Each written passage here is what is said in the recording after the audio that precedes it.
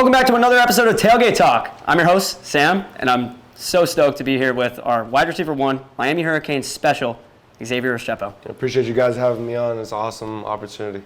Dude, I know we're stoked, but I want to give you a moment to introduce yourselves to other Canes fans who may not be familiar with your art that you just throw up on the field. No, I appreciate that. I'm Xavier Restrepo. Born in Statesville, North Carolina. I grew up in Coconut Creek, Florida, which is like North Broward County. Growing up, probably say the first 6-7 months of my life, my parents had me very young, so we were traveling. We were homeless, living in churches and stuff like that. And then my grandmother on my mom's side actually helped us out. My mom had me when she was 15. So I have very, very young parents. And I just grew up in South Florida. I'm a South Florida kid, and it's just great to be down here. Dude, it's so unusual to hear from a local that is on the Miami Hurricanes. Right. Can you tell me a little bit about what it was like to grow up watching the Canes? No, for sure. I mean, I have numerous amount of pictures just in Canes uniform thrown up to you. That's sick. So to have the opportunity to play for my hometown team was just an amazing blessing, and I couldn't thank God more for it. That's heartwarming. How about your parents? How do they feel about this whole thing? Oh, for sure. My mom's at every single practice. My dad's at every single game because my mom works from home, so my mom comes to every single practice, and then every single game my dad and my mom's there, and not only them but 30 other people in my family are there. I have a lot of uncles and cousins and their friends and stuff like that. The more the merrier. Yeah. I have a huge support system. I'm blessed to have them. Dude, that's sweet. Yeah. Let's talk a little bit more. Let's transition from growing up. Let's talk about high school recruiting. What was recruitment like? Okay, so my first 2 years, freshman and sophomore year, I played at Monarch High School up in Coconut Creek.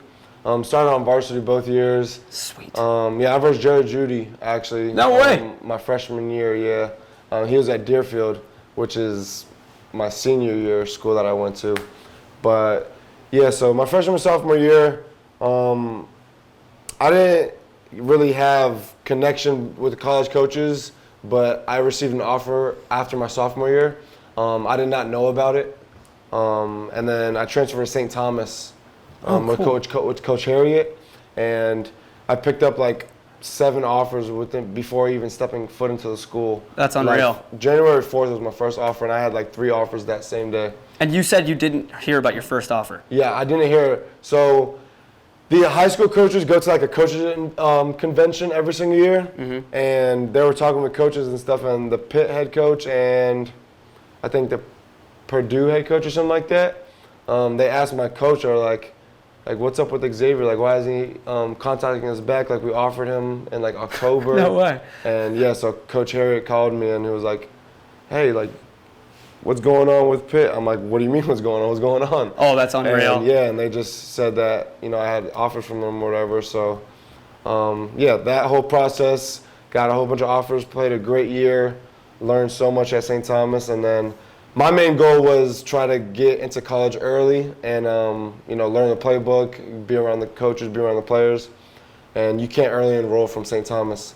So I then transferred back to a school near my hometown, Deerfield Beach High School. Played there with Rooster. I know he left, but played there with my senior year with Rooster.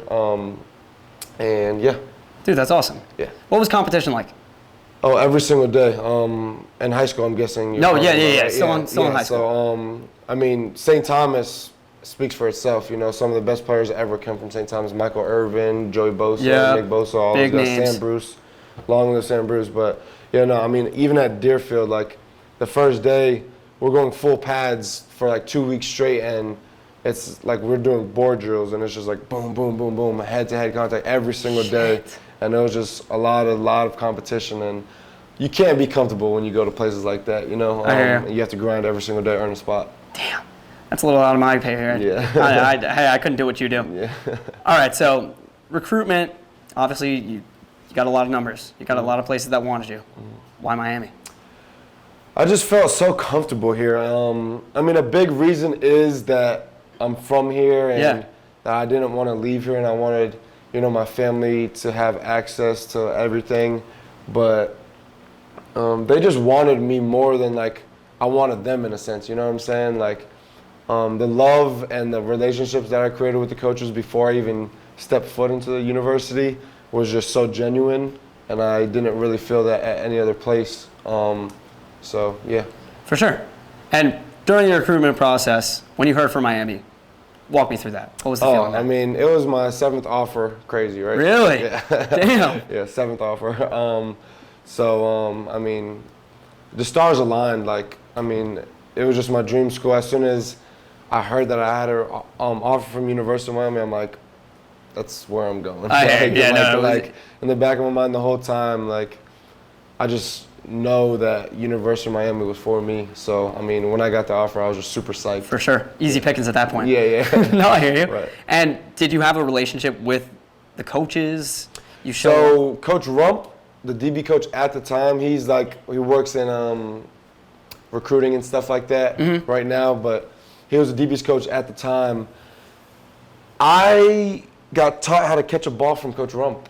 When I was like 6, 7, I used to play football with his son up in Miramar, Pembroke Pines area. Oh, that's sick. And he used to train like me and a couple buddies every like 2-3 times a week when we were younger, and he taught me how to catch a ball. Dude, that's unreal. Yeah, shout out to that guy. He made you. And yeah, right. Come full circle at that point. No, right. And I mean, the legacy he had, 1st round pick, all that, Mike Rump is one of those guys. So, I mean, just to learn from him was just awesome. Yeah. Let's talk a little bit more about coaches. First year compared to now. What's the difference been there? With Coach Cristobal. Cristobal from Manny Diaz. Okay. They're both great coaches. I actually was in contact with Coach Cristobal in high school. Oh, no way. When he was at Oregon. Yeah. Because he recruited South Florida talent. So we always, conversated and kept a relationship. So when I heard that he was coming, it was awesome, So I was like, this is my year. Because I was sitting behind senior Mike Harley. Who also had a great career here at Miami. Yeah. And it was like, it's my time to shine. So, again, it's a process, and it was my time to shine. So, as soon as Coach Cristobal got announced as head coach, I'm like, oh, that's awesome. Like, you were stoked on that. Yeah, for sure. So, yeah. And time with Manny Diaz, walk me, what was that experience like? No, for sure. Coach Diaz was a great coach. First year we went, I think 8-4, maybe. Don't ask me. I think we went 8-4, and then we went 7-5. I mean, we just had a great time, though. Honestly. Yeah. If you go back and look at all the games, we might have lost bad 2 of the games. You know what I'm saying? Or 3 of the games, or whatever. But yeah, it was an awesome experience. Sure. I enjoyed definitely my first year as a player here at the University of Miami with Coach Diaz. And I'm continuing to enjoy it. No, now. Absolutely. That's what we want to hear as fans, bro. And work ethic. Yeah. Has that changed at all? No, never. Since I was 4 or 5, I started working out. I mean, my dad has taken me to numerous amount of trainers, too much to even recognize. You know what I'm saying? And I mean, he kind of, as soon as I got close to high school, he kind of just took everything. A little bit of everything from every single trainer. Sure. And just completely just poured it all into me, and we just started working out 2-3 times a day. And when I got into high school, it was pretty much, yeah. It was destiny at that point, bro. And then it just keeps carrying over, from high school to college. Yeah, that's all it's all about. Right. Let's talk a little bit more about last season. Okay. 5-7. That was the record. Yeah. How do you feel about it? We were a very unfortunate, unlucky team last year. We had the most injuries, I think, a college football team ever. Devastating. It was brutal. It was just so. I felt so bad for our team, for our coaches, for the organization, for the AD. Like I've never been a part of something so catastrophic. You know what I'm saying? I could use that word because it was really that bad. I go down in week 2. Our 2 starting O-linemen go down in week 3. Tight end goes down in week 4. Quarterback goes down in week 5. And I'm hurting just hearing about it. Bro, it was ridiculous. It was honestly ridiculous. So I feel like everything happens for a reason, though. I do believe that. Guys that got hurt last year, just came back with such like revengeance. Like they're just like coming back so hungry. So I felt like it definitely helped us experiencing all that last year, if that makes sense. Yeah. Yeah, no. It fueled them. They're dogs now. Yeah, Yeah, for sure. we need that. For sure. All right, so along that lines, let's talk about team morale. What was that like last year? Again, not really good. Okay. It was. I'm gonna be honest. With you. I mean, it took a hit. All those injuries, for I'm sure, took a hit on the team morale. 100%. Guys were kind of just like out there playing just to play. And again, that's the biggest change this year. I've said it multiple times in interviews, and like that's the biggest thing this year is our team, bonding and our team culture. We're at such a team high culture right now, and last year was not good. Sure. Yeah. Hey, but we feel something's up. Something's different. Something's changing. Oh, for sure. What am I feeling? What's different about this year? We're just so bought in. You know what I'm saying? Yeah. Like, it just feels so good to step on the field. Every single time you step on the field, it's like we know we're going to come out with a W. Even in practice, like, we know we have to kick each other's butts Tuesday, Wednesday practice, and then Thursday, kind of run through everything, Friday walk through, and then get to the hotel and, settle down and, Saturday execute. This episode of Tailgate Talk was brought to you by IBIS Prep, where they have a tutor for every subject under the sun. Sign up for a session today at ibisprep.com using code RedCup for 10% off. Look, my roommates, they go in class. My boy has tutored Tyler Van Dyke, and he's like, dude, this guy's awesome. I want to hear from your perspective. What's the chemistry like between you two? Oh, no, for sure. I mean, we've came in together, and, I mean, it's just been absolutely nothing but memories and just great time ever since we were freshmen. A lot of funny stories. Can we get one? Yeah. Let's go. I mean, our freshman year, we were at, we went out or whatever when we first got here in the spring. Okay. Before COVID, because when I came in, it was COVID. Sure. COVID just popping up. It was right before COVID. We went out or whatever. We're having a good time, and it was raining outside one time.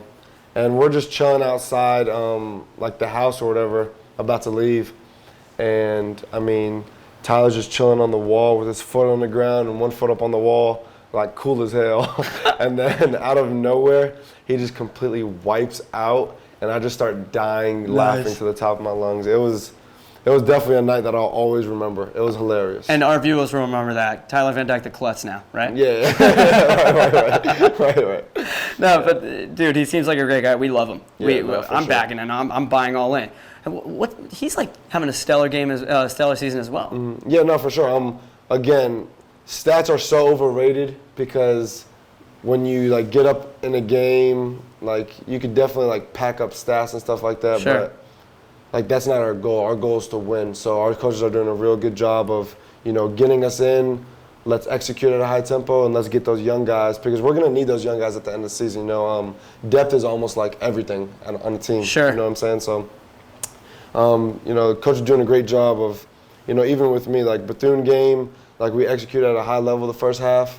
And then he got us out of there quick. Let the young guys, roll. Yeah, no, he's I like that. He's letting you pass the torch. Yeah, exactly. So that's why I say stats are so overrated because I had, 120 in the first half. Like, if we played the full game, me, Kobe, and Jacoby, we could have all 200 yards each, you know what I'm saying? So, but it's not even about that. It's just about executing at a high level and just, honestly just building trust with everybody. I love that. Letting those young guys run in.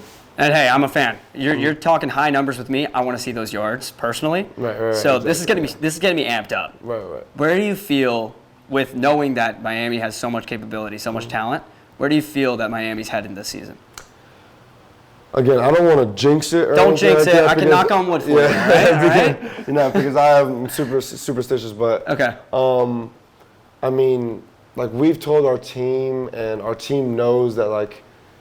We're fixing to put up a great year, you know what I'm saying? And I don't think like the ACC championship could be the end for us, you know what I'm saying? Like I feel like 100%, like if we kept executing at a high level and just do what we need to do, like we're the only people that could stop us at this point because we have a very dangerous offense, a very dangerous defense, and some very dangerous coaches that coach really, really damn hard. Yeah. You know what I'm saying? So, I mean, this is the best team I've ever been on, I feel like. Really? Mm-hmm. I told you once, I'll tell you again, I'm amped up hearing that. Right, I love to hear that. No, for sure. Tell me a little bit about what it's like off the field compared to off the field. UM's a tough school. Hitting the books, comparing that's a hard lifestyle. Right. How do you balance? Right. I mean, our academic advisors do a great job of giving us tutors and stuff like that. We have a very, very unique schedule that allows us to, have a time block for treatment, have a time block for, football, have a time block for school. But when in school, like, we're really, like, locking in, focusing, and doing school. And again, that just comes back to the team culture. Everybody's buying in. When it's time to do school, we're treating it like practice. Coach Cristobal says, how you do anything is how you do everything. Yeah. So waking up, making your bed in the morning should be the same thing as being to class 15 minutes early, being to meetings 15 minutes early, finishing through the goal line, like literally everything. So, I mean, again, we balance it very well. Our coaches do a very, very good job of, pursuing that and pushing that in our brains. So we're doing a very, very good job. For sure. And this is actually, I don't know if you guys seen it or not, but in the fall camp, it's the highest the GPA has ever been in university history.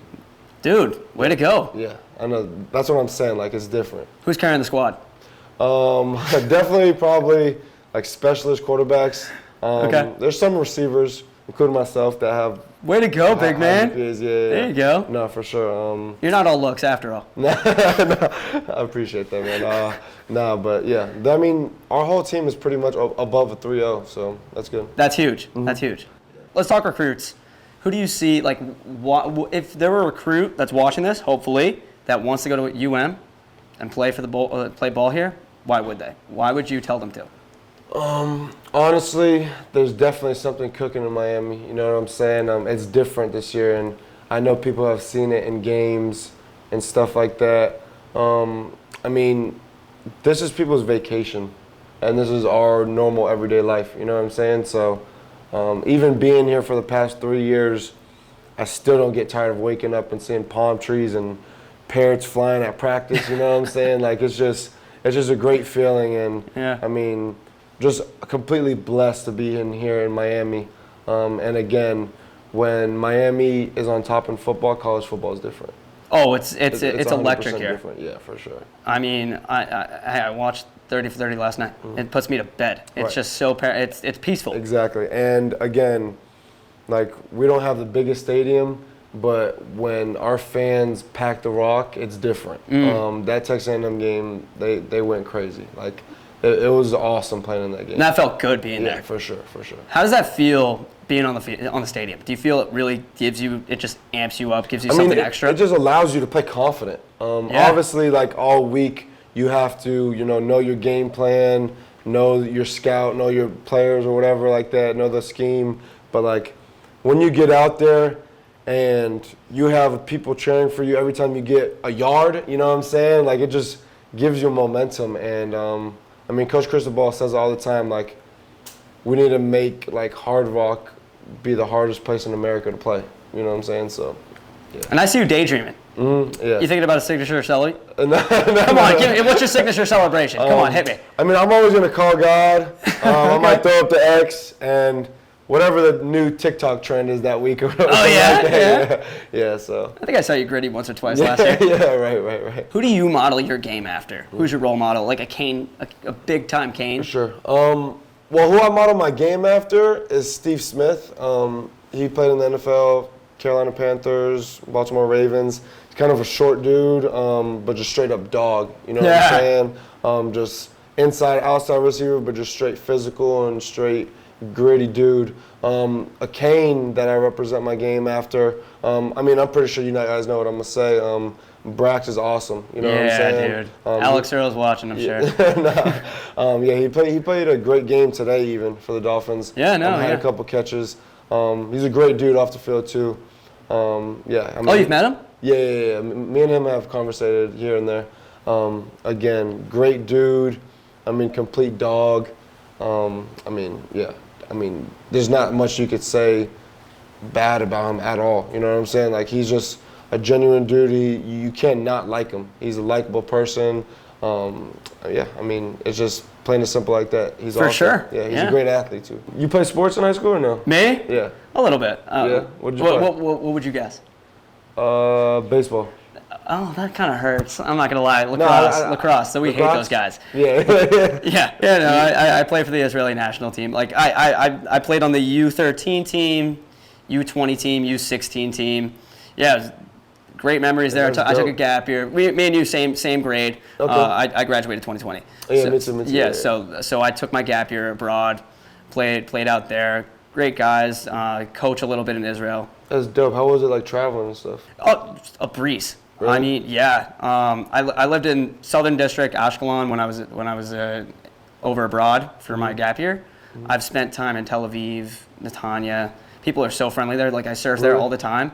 People want me to zip up their wetsuits for them. I take a great look at their ass, basically. They're so friendly. It's ridiculous. That's crazy. Dude, I want to thank you so much for coming on. I know everyone's stoked about you having here.